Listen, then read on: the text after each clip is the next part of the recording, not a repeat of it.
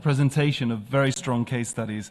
Next, I would like to turn to Paul Divakar Namala, the founder of the Inclusivity Project and also representing the Global Forum of Communities Discriminated on Work and Dissent. Paul, over to you.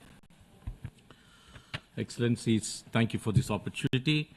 I represent communities which are discriminated on work and dissent, or dissent communities. Let me be very clear. We realize the responsibility of implementing this 2030 agenda starts and ends with the states. Then what are we doing?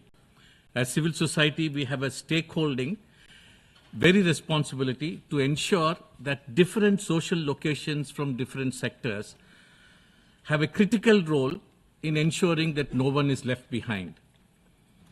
The view from the margins is best from these communities that we really see, and we represent those civil society as citizens and as representatives of communities who have left behind.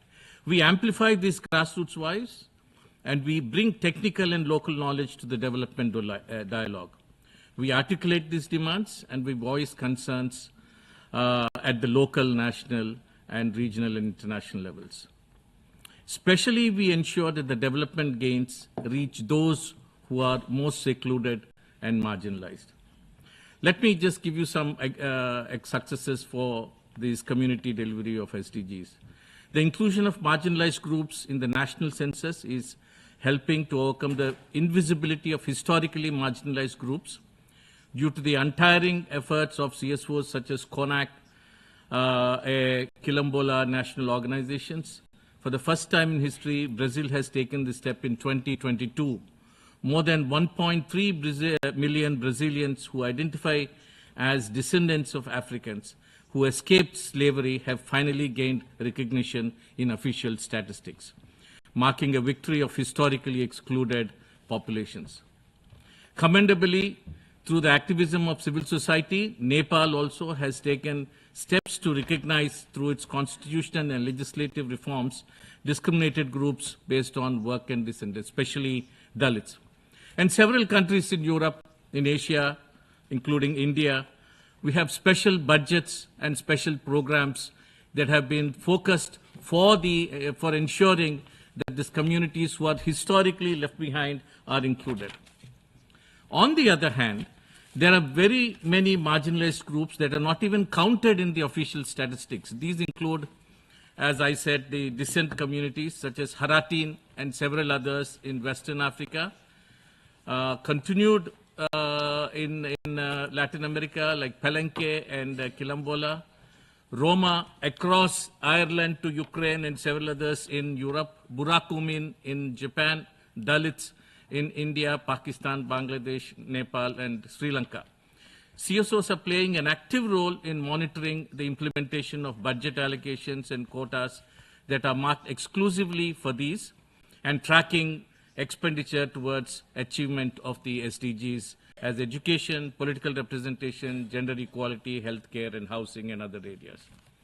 CSOs are also leveraging SDG platforms, including voluntary national review process, and we have actively engaged in this review so that we are able to bring some of these to ensure that they are very much included. Indigenous community leaders have shown us the way in how their knowledge, traditions, and lifestyles are integral to all SDGs. Unfortunately, these somewhat success stories have tempered by certain challenges which we think we need to take very seriously. One, there is a very depressing, shrinking space for civil societies everywhere. And we are also seeing, Your Excellencies, also even at this institution, at the UN, in several areas that Francis has mentioned. What we are seeing, even in democratic societies, there's a deliberate curtailment by certain states of the spaces and voices for civil society even in the 2030 agenda. But we cannot ignore the cultural and societal values, which are factors that have a bearing on how well these policy and reforms are implemented on the ground. For example, in post-colonial societies, institutional racism is still very strong. Social exclusion and marginalization still continues to be barriers in development.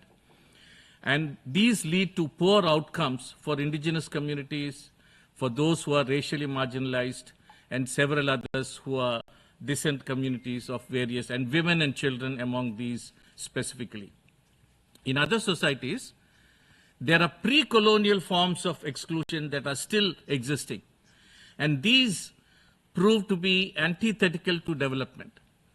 And these forms of discrimination have taken on new shapes, such as traditional slavery and casteism, giving way to modern forms of slavery. Furthermore, sustainable human-centered development, human rights, due diligence, or environmental impact assessments are seen as unnecessary bureaucratic hurdles in the service of the mantra, ease of doing business. We are doing away with many of those, and therefore, again, hampering the development and reaching of the SDGs. In closing, I would like to remind us all that the SDGs require a whole of society approach, and we are surrounded in this room by diverse stakeholders who represent the full cross-section of the societies. And as the Honorable Excellency from Costa Rica has said, it is our responsibility to expand the table and ensure inclusion in the structure happens at every stage. Thank you very much.